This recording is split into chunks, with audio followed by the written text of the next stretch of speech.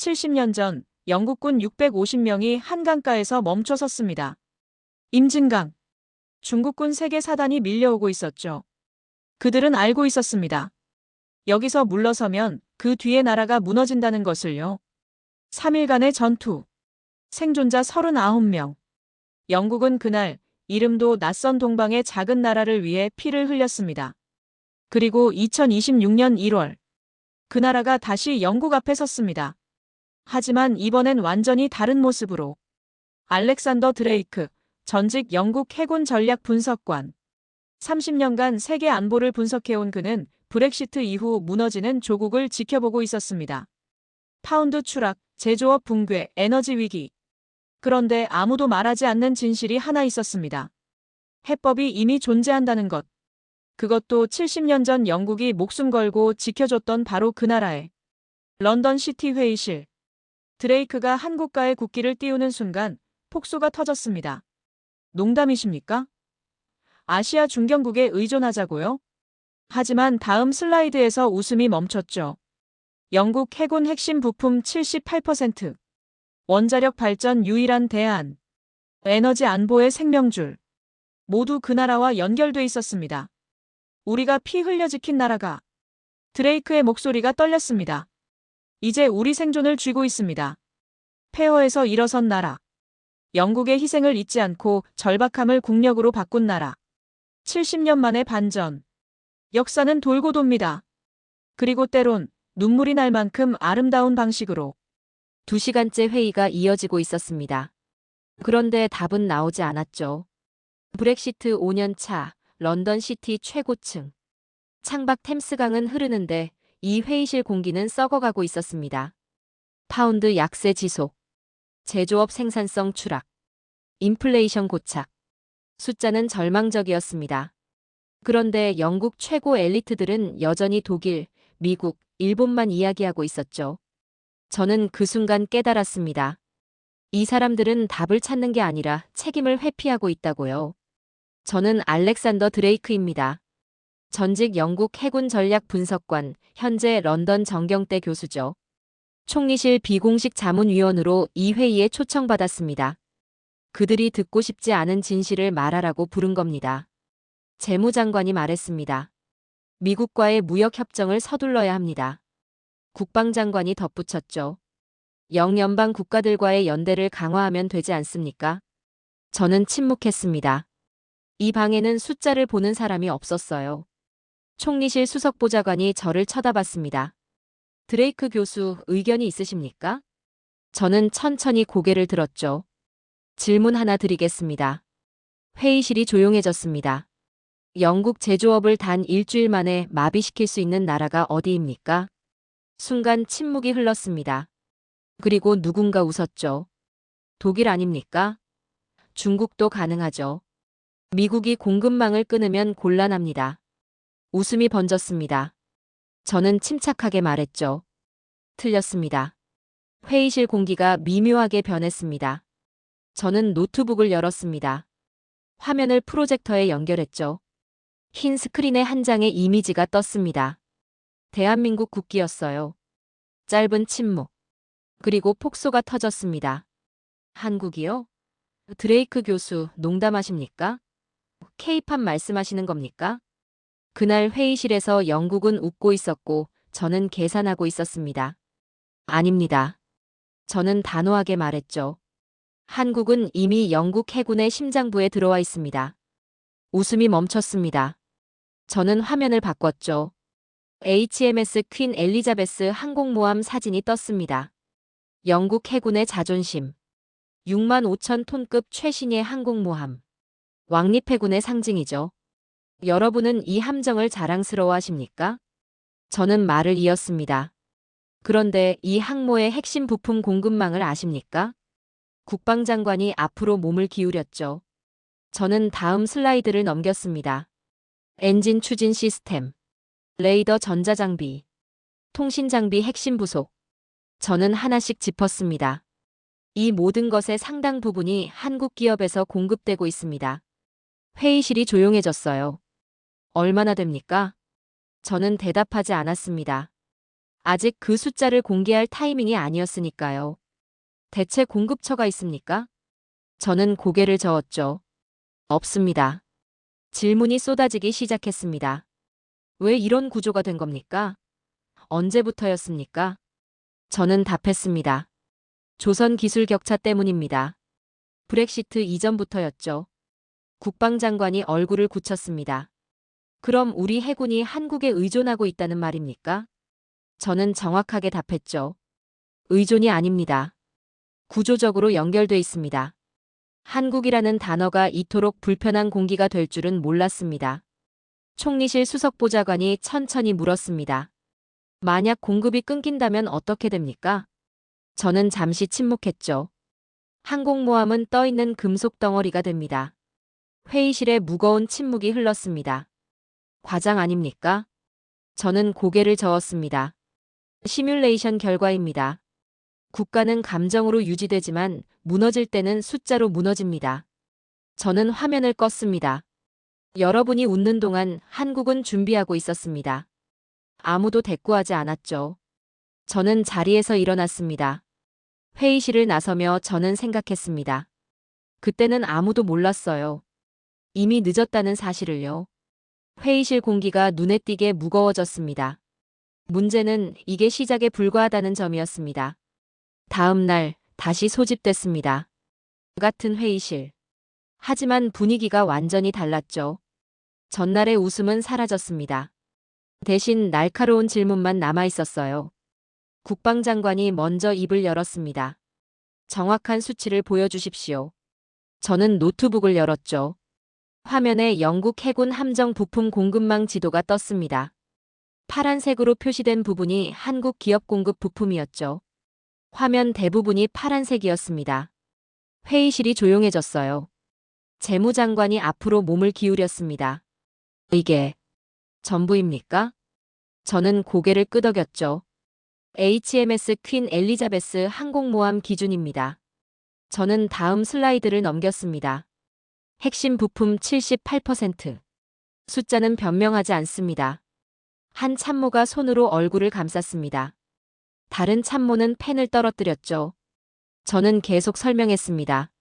엔진 추진 시스템, 레이더 전자장비, 통신장비, 화기관제 시스템.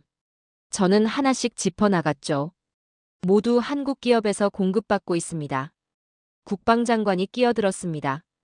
왜 이런 구조가 된 겁니까? 저는 답했죠. 조선 기술 격차입니다. 화면을 바꿨습니다. 영국 조선소는 2010년 이후 대부분 문을 닫았습니다. 독일은 비용이 2배 이상이죠. 프랑스는 납기를 지키지 못합니다. 한 참모가 손을 들었습니다. 대체 공급처는 없습니까? 저는 정확하게 답했죠. 없습니다. 말이 안 됩니다. 재무장관이 테이블을 쳤어요. 저는 침착하게 말했습니다. LNG 운반선 건조 기술, 극지 항해 특수 강판, 고정밀 용접 기술. 이 모든 분야에서 한국은 세계 1위입니다. 영국이 이 기술을 확보하려면 최소 10년이 걸리죠. 숫자가 입을 열면 자존심은 침묵합니다. 총리실 수석보좌관이 조심스럽게 물었습니다. 만약 공급이 6개월 이상 끊긴다면 어떻게 됩니까? 저는 시뮬레이션 결과를 띄웠죠. 3개월 차, 정비 일정 지연. 회의실이 더 조용해졌습니다. 6개월 차, 해군 전투력 30% 감소. 국방장관의 얼굴이 굳었어요. 12개월 차, 주요 함정 작전 불가. 저는 마지막 문장을 읽었습니다. 항공모함은 떠있는 금속 덩어리가 됩니다. 그 대답을 듣는 순간 모두가 침묵했습니다. 재무장관이 얼굴을 찌푸렸죠. 가정 아닙니까? 저는 고개를 저었습니다. 이건 가정이 아니라 계산입니다. 항공모함은 강철로 만들어지지만 운명은 공급망으로 결정됩니다. 한 원로 학자가 반박했습니다. 대체 가능합니다. 시간만 있으면 되지 않습니까? 저는 그를 똑바로 봤죠.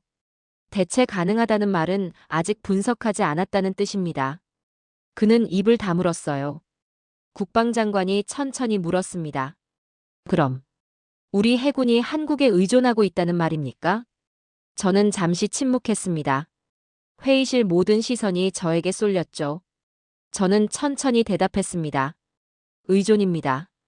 회의실 공기가 얼어붙었어요. 한 참모가 작은 목소리로 말했습니다. 제국 해군이 아시아 국가에 말을 잇지 못했죠. 그날 처음으로 제국이라는 단어가 허공에 떠 있었습니다. 총리실 수석보좌관이 물었습니다. 다른 분야는 어떻습니까? 저는 화면을 껐죠. 해군만이 아닙니다. 회의실이 다시 조용해졌습니다. 저는 자료를 정리했죠. 다음 회의에서 에너지 부문을 다루겠습니다. 문을 향해 걸어가며 저는 뒤돌아봤습니다. 그들의 표정이 달라져 있었어요. 부정에서 공포로 바뀌고 있었죠. 이제 그들은 알았습니다. 웃음으로 넘길 문제가 아니라는 걸요. 문제는 해군만이 아니었습니다. 일주일 후 세 번째 회의가 열렸습니다. 이번엔 에너지부 장관도 참석했죠. 테이블 위엔 영국 2030년 원전 계획서가 놓여 있었습니다. 두껍고 무거운 문서였어요. 에너지부 장관이 먼저 말했습니다. 탈탄소 목표 달성을 위해 원전은 필수입니다. 재무장관이 고개를 끄덕였죠. 중국 기업은 배제했습니다. 보안 문제 때문이죠. 그럼 프랑스입니까? 누군가 물었습니다. 에너지부 장관이 얼굴을 찌푸렸죠. 프랑스 원전은 예산이 2배로 늘었습니다. 납기는요? 5년 지연됐습니다. 회의실이 무거워졌어요. 한 참모가 보고서를 넘기며 말했습니다. 영국 전력 수요는 계속 증가하고 있습니다. 재생에너지만으로는 부족하죠. 에너지부 장관이 덧붙였습니다. 저는 침묵했습니다. 총리실 수석보좌관이 저를 봤죠. 드레이크 교수, 대안이 있습니까? 저는 노트북을 열었습니다. 화면에 한국 원전 사진이 떴어요. APR 1400입니다. 회의실이 조용해졌습니다. 또 한국입니까? 한 참모가 중얼거렸죠. 저는 무표정하게 말했습니다. UAE 바라카 원전. 사기건설. 예정기간 준수. 예산 초과 없음. 숫자를 하나씩 제시했죠. 재무장관이 끼어들었습니다. 영국이 고려 중인 힌클리 포인트 C 원전은 어떻습니까? 저는 답했습니다. 프랑스 기술이죠. 2016년 착공. 당초 예산 180억 파운드. 현재 예산 330억 파운드로 증가했습니다. 완공 시기는 2027년에서 2031년으로 연기됐죠. 숫자가 계속 이어졌습니다. 건설 중 안전 문제 27건 발생. 노동 분쟁으로 공사 중단 3회. 에너지부 장관의 얼굴이 굳었어요. 반면 한국 원전은요? 저는 화면을 바꿨습니다. 바라카 1호기 2020년 상업운전. 2호기 2021년. 3호기 2022년. 4호기 2023년. 계약기간 준수. 예산 내 완공. 안전사고 제로. 회의실이 더 조용해졌죠.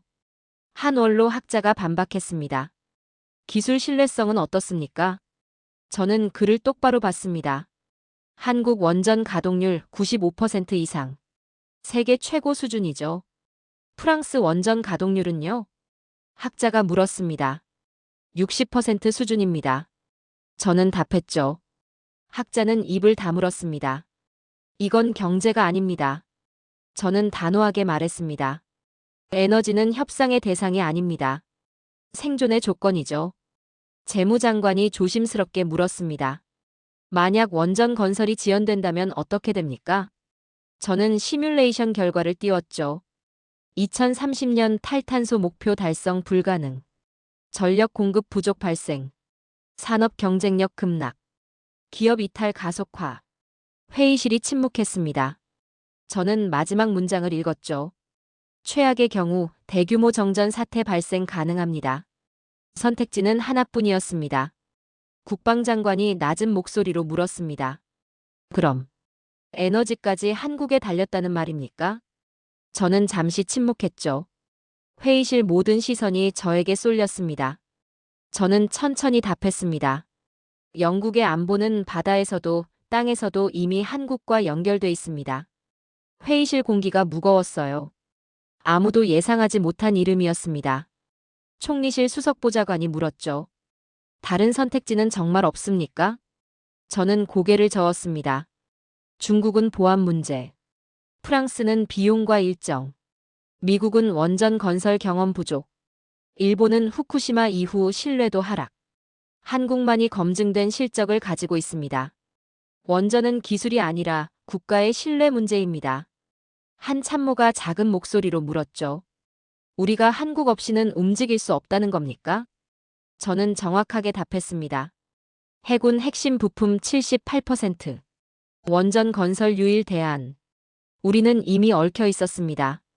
재무장관이 깊은 한숨을 쉬었어요. 국방장관은 고개를 숙였죠. 에너지부 장관은 펜을 내려놓았습니다.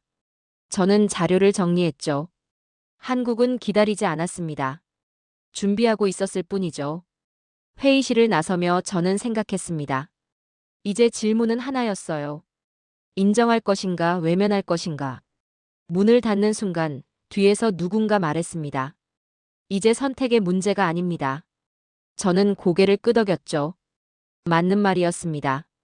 템스강은 여전히 흐르고 있었지만 영국은 멈춰 서 있었어요. 회의가 끝난 뒤 진짜 싸움이 시작됐습니다. 공식 회의실이 아니라 복도에서였죠. 언론사 사교 모임에서였습니다. 학회 만찬장에서였어요. 전쟁은 항상 회의실 밖에서 시작됩니다. 사흘 후 타임스에 칼럼이 실렸죠. 한국 과대평가론. 필자는 옥스퍼드 출신 원로 학자였습니다. 전직 국방부 고문이었죠. 저는 그 칼럼을 읽었습니다. 영국이 아시아의 중견국에 의존한다는 발상 자체가 굴욕이다. 한국은 미국의 하청 국가에 불과하다. 기술은 일시적이지만 제국의 유산은 영원하다. 마지막 문장이 인상적이었어요. 드레이크 교수는 국가 자존심을 훼손하고 있다. 저는 커피를 내려놓았죠. 그들은 숫자를 반박하지 못했습니다. 대신 감정을 공격하고 있었어요. 다음 날 데일리 텔레그래프도 가세했습니다. 영국 해군, 한국 의존설 논란. 가디언은 조금 달랐죠. 브렉시트 후유증, 공급망 취약성 드러나. 언론이 분열하기 시작했습니다. 그날 저녁 BBC 라디오에서 토론이 열렸어요. 저는 초청받지 못했습니다. 대신 제 이름이 계속 나왔죠. 드레이크 교수의 분석은 과장됐다. 숫자는 조작될 수 있다. 국가 자존심을 훼손하는 발언이다. 저는 라디오를 껐습니다. 분노는 판단을 흐립니다. 일주일 후 금융가 모임이 있었죠. 저도 초청받았습니다. 회의실에 들어서자 공기가 차가웠어요. 한 투자은행 회장이 말했습니다. 드레이크 교수, 당신 때문에 시장이 불안해하고 있소. 저는 침착하게 답했죠. 시장이 불안한 이유는 제 발표가 아니라 현실 때문입니다. 현실이라고요?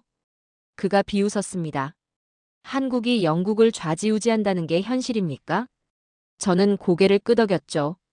공급망이 그렇습니다. 회의실이 술렁였습니다. 한 헤지펀드 매니저가 끼어들었어요. 파운드 가치가 또 떨어지고 있습니다. 당신 발표 이후죠. 저는 정확하게 답했습니다. 파운드는 5년 전부터 떨어지고 있었습니다. 침묵이 흘렀어요. 한 언론인이 물었습니다. 국민이 이 사실을 알면 어떻게 되겠습니까? 저는 답했죠. 공황이 아니라 각성이 필요합니다. 각성이라고요? 원로 학자가 냉소했습니다. 당신은 영국을 모욕하고 있소. 저는 그를 똑바로 봤죠. 저는 영국을 지키려 하고 있습니다. 자존심은 가장 값비싼 사치입니다. 그날 밤 총리실에서 연락이 왔어요. 비공식 면담 요청이었죠. 다음 날 다운님과 뒷문으로 들어갔습니다. 수석보좌관이 저를 맞았어요. 상황이 복잡해지고 있습니다. 저는 고개를 끄덕였죠. 총리실 내부 의견이 갈립니다. 그가 말했어요. 실무진은 당신 편입니다. 데이터를 부정할 수 없다고 하죠. 하지만 정치인들은 다릅니다. 저는 침묵했습니다. 여론을 고려해야 합니다. 수석보좌관이 덧붙였죠. 표를 계산해야 한다는 뜻입니까? 저는 물었습니다. 그는 대답하지 않았어요. 국가가 갈라지는 소리가 들렸습니다. 드레이크 교수. 그가 조심스럽게 말했죠. 발표를 자제해 주실 수 있습니까? 시간을 좀 주십시오. 저는 천천히 고개를 저었습니다. 자제하면 문제가 사라집니까? 아니면 더 깊어지죠? 수석보좌관이 한숨을 쉬었어요. 정치는 타이밍입니다. 그가 말했습니다. 저는 답했죠. 위기는 기다려주지 않습니다. 침묵이 흘렀습니다. 저는 자리에서 일어났죠. 이제 외부 문제가 아닙니다. 문을 향해 걸어가며 말했습니다. 영국 스스로의 문제죠. 밖으로 나왔습니다. 템스강은 여전히 흐르고 있었어요. 하지만 영국은 두 갈래로 갈라지고 있었죠. 제국은 기억으로 유지되지만 현실로 무너집니다. 저는 택시를 탔습니다. 그날 밤 책상에 앉아 생각했죠. 그들은 한국을 두려워한 게 아니었습니다. 변화를 두려워했어요. 이 싸움은 설득의 문제가 아니었습니다. 하지만 누군가는 끝까지 말해야 했죠. 저는 노트북을 열었습니다. 다음 보고서를 작성하기 시작했어요. 멈출 수 없었습니다. 저는 결심했습니다. 이 논쟁은 책상 위에서 끝나지 않는다. 총리실에 한국 현장 조사를 요청했죠. 10일간의 출장이었습니다. 목적은 단 하나. 직접 확인하는 것. 이제 돌아갈 수 없었습니다. 인천공항에 도착한 건 새벽 5시였어요. 공항은 이미 사람들로 붐볐죠. 새벽인데 말입니다. 택시를 타고 서울로 향했습니다. 창밖을 봤어요. 새벽 6시. 빌딩마다 불이 켜져 있었습니다. 출근하는 사람들이 보였죠. 지하철 입구로 걸어가는 모습들. 저는 설명할 수 없는 압박을 느꼈어요. 이 나라는 항상 서두르고 있었습니다. 호텔에 짐을 풀고 생각했죠. 다음에라는 말이 없는 나라. 다음 날 거제로 향했습니다. 거대한 조선소였죠. 도크가 보였어요. 축구장 10개를 합친 크기였습니다. HMS 퀸 엘리자베스 항공모함 부품 제작 현장. 영국 해군의 심장이 여기서 만들어지고 있었죠. 현장 책임자가 저를 맞았습니다. 영국 해군이 직접 와서 검수합니다. 50대 용접공이 말했어요. 불량률이 얼마나 됩니까? 저는 물었죠. 0.02%입니다. 그가 답했습니다. 저는 잠시 말을 잃었어요.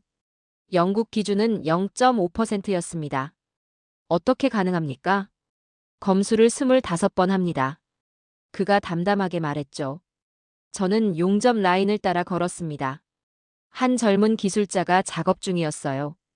땀이 흘러내리고 있었죠. 힘들지 않습니까?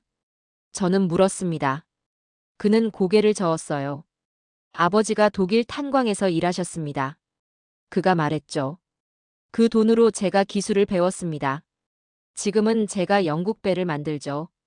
저는 아무 말도 할 수 없었습니다. 이건 기술 격차가 아니었어요. 역사 격차였죠. 그들은 변명하지 않았습니다. 다음 날 경주로 향했습니다. 원전 훈련 시설이었죠. 시뮬레이터 앞에 엔지니어가 앉아 있었어요. 한 달에 몇 번 훈련합니까? 저는 물었습니다. 매주 2회입니다. 그가 답했죠. 사고가 나면 나라가 끝납니다. 그의 표정이 진지했어요. 저는 더 이상 질문하지 못했습니다. 그날 저녁 호텔로 돌아왔죠. 노트북을 열었습니다. 보고서를 쓰기 시작했어요.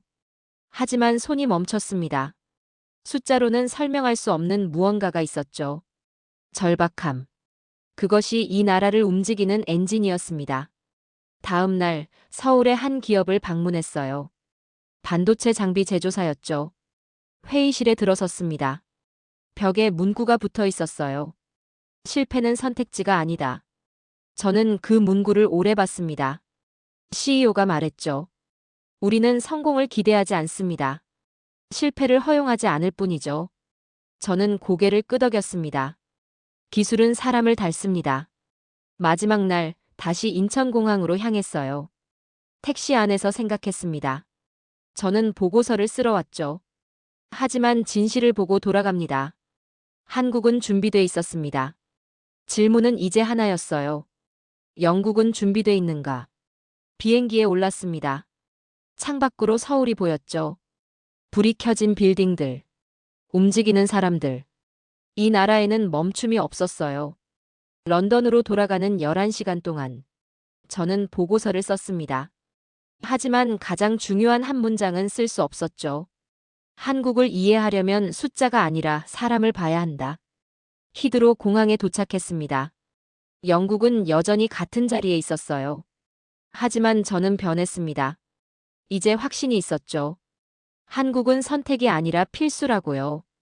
런던으로 돌아온 다음 날 다시 소집됐습니다. 총리실이었죠. 이번엔 분위기가 완전히 달랐습니다. 웃음도 없었어요.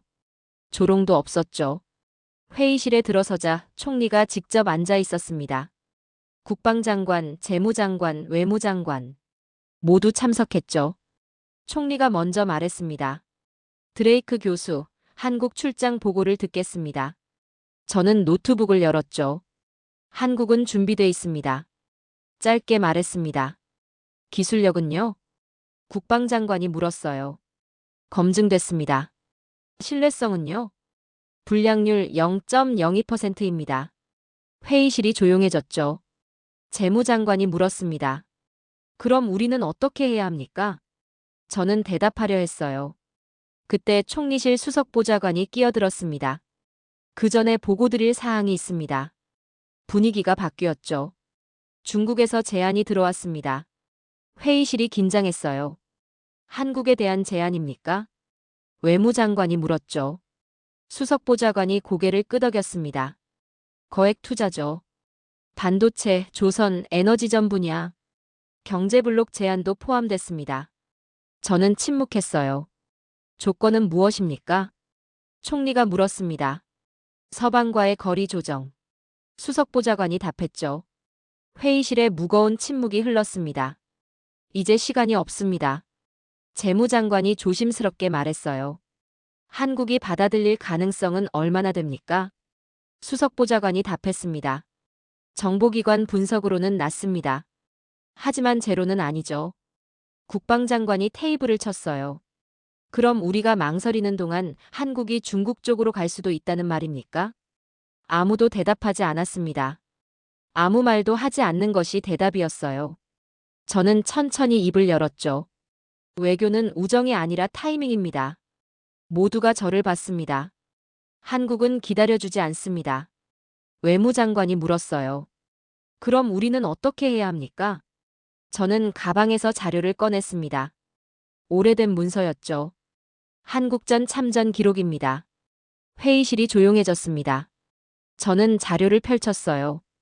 1951년 4월 23일. 임진강 전투. 글로스터 연대 일대대. 병력 650명. 숫자를 하나씩 읽었습니다. 중국군 3개 사단과 교전. 3일간 방어. 생존자 39명.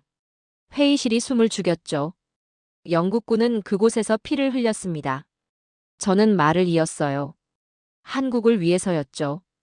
총리가 천천히 고개를 들었습니다. 70년 전 우리는 이 나라를 위해 싸웠습니다. 제가 말했죠. 오늘은 그 피가 헛되지 않았다는 걸 증명할 차례입니다. 우리는 이미 연결돼 있었습니다. 재무장관이 조심스럽게 물었어요. 국민이 받아들일까요? 저는 답했습니다.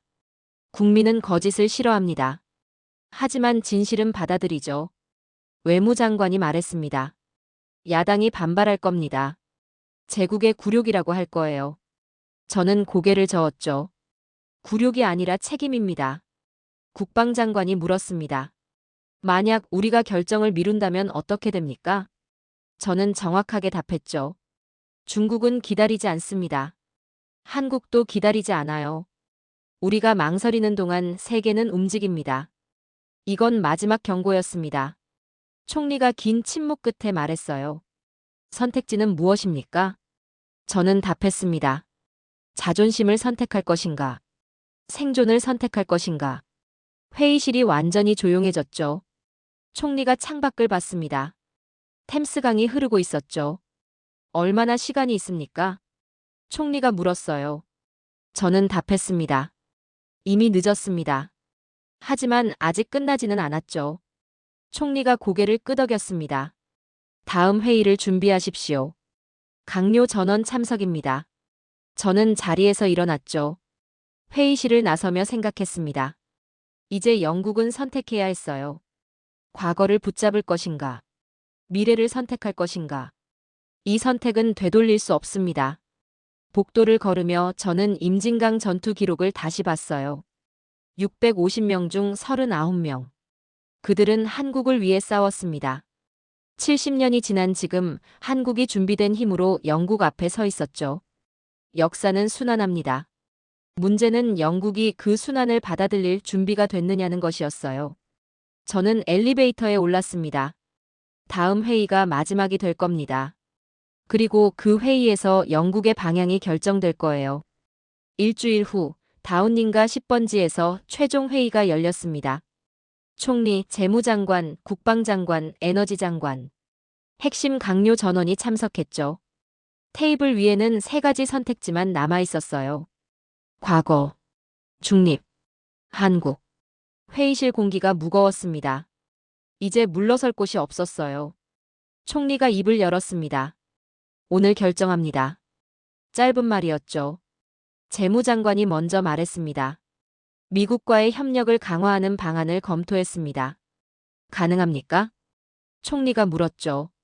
시간이 필요합니다. 재무장관이 답했어요. 국방장관이 끼어들었습니다. 영연방 국가들과의 연대도 고려해야 하지 않습니까?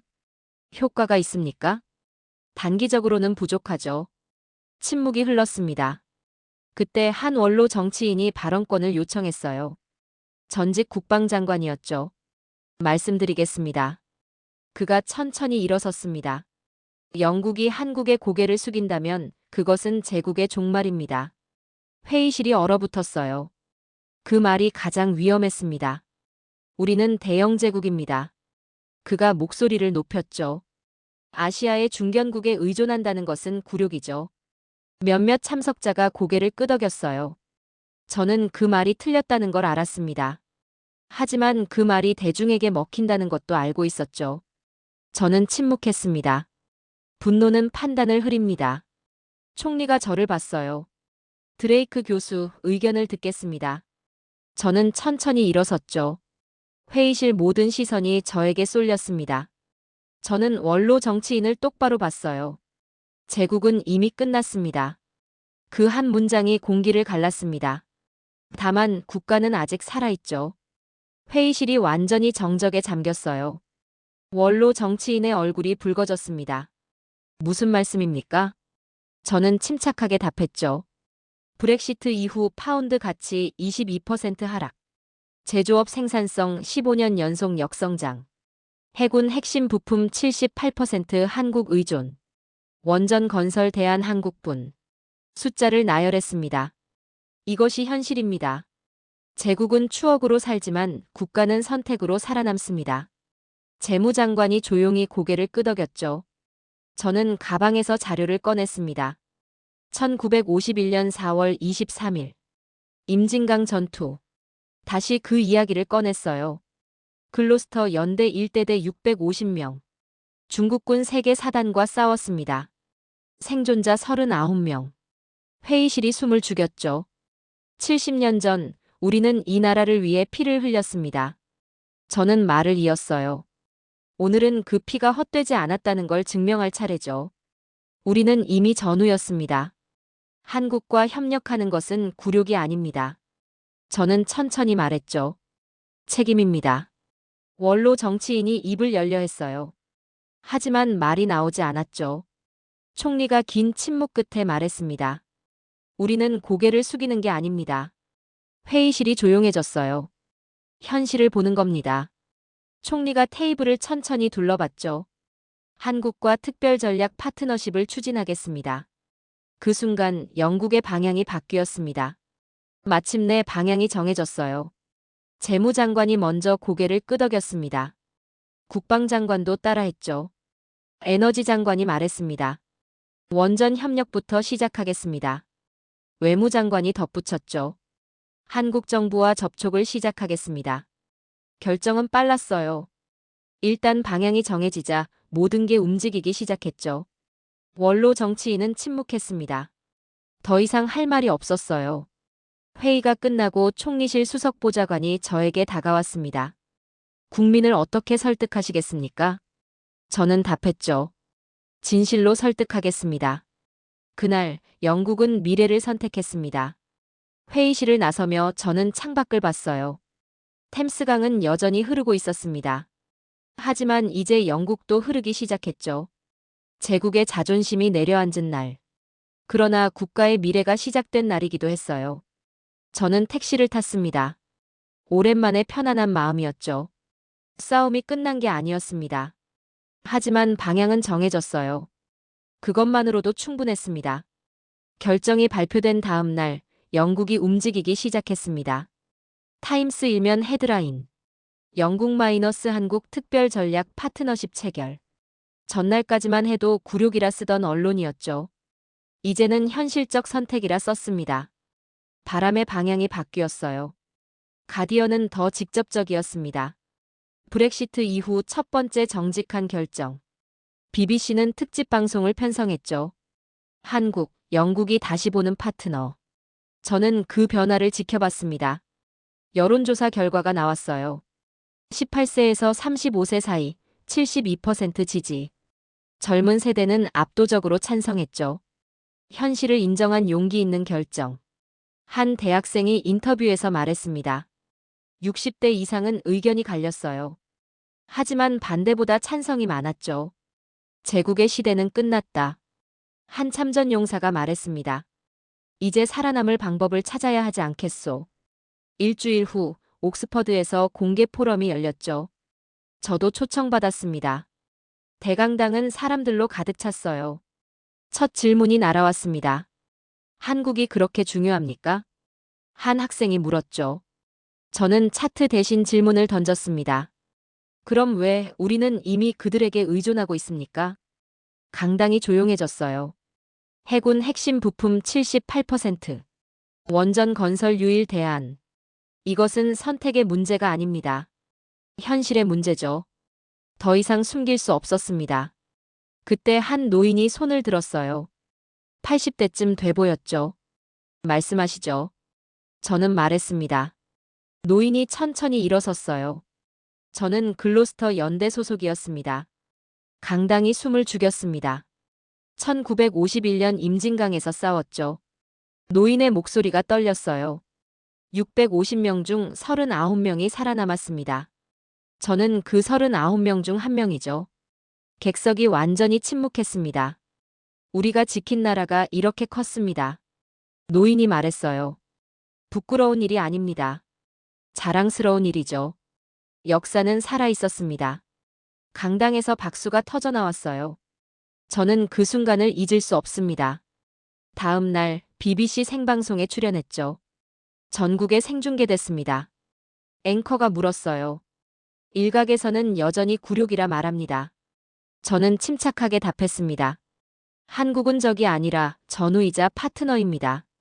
70년 전 우리는 함께 싸웠죠. 오늘 우리는 함께 살아남습니다. 진실은 전파를 탔습니다. 그날 저녁 왕실에서 연락이 왔어요. 버킹엄 궁전 만찬 초대였죠. 한국 대사도 참석했습니다. 국왕이 건배사를 했어요. 70년 전의 우정이 오늘 다시 이어집니다. 만찬장이 조용해졌습니다. 글로스터 연대가 흘린 피는 헛되지 않았습니다. 국왕이 말을 이었죠. 한국은 그 피를 기억했고 성장했습니다. 이제 우리가 그 성장을 인정할 차례죠. 이제 되돌릴 수 없었습니다. 만찬이 끝나고 한국 대사가 저에게 다가왔어요. 교수님 덕분입니다. 저는 고개를 저었죠. 숫자가 말한 겁니다. 저는 듣고 전했을 뿐이죠. 대사가 웃었습니다. 그 용기가 쉽지 않았을 겁니다. 맞는 말이었어요. 궁전을 나서며 저는 생각했습니다. 세계는 항상 늦게 깨닫습니다. 하지만 깨닫고 나면 빠르게 움직이죠. 다음 날 파이낸셜 타임스 일면. 한국, 영국의 새로운 전략 파트너. 이코노미스트 커버 스토리. 작은 나라의 큰 힘, 한국. 세계 언론이 움직이기 시작했어요. 저는 사무실에 앉아 그 기사들을 읽었습니다. 한국은 요구하지 않았습니다. 한 칼럼이 썼죠. 이미 준비돼 있었을 뿐입니다. 작은 나라가 아니라 준비된 나라였습니다. 그날 이후 아무도 한국을 가볍게 말하지 않았어요. 런던 거리를 걸으며 저는 생각했습니다. 6개월 전 회의실에서 웃던 사람들. 지금은 침묵하고 있죠. 변화는 빨랐습니다. 하지만 필요한 변화였어요. 템스강은 여전히 흐르고 있었습니다. 그리고 이제 영국도 다시 흐르기 시작했죠. 한국과 함께.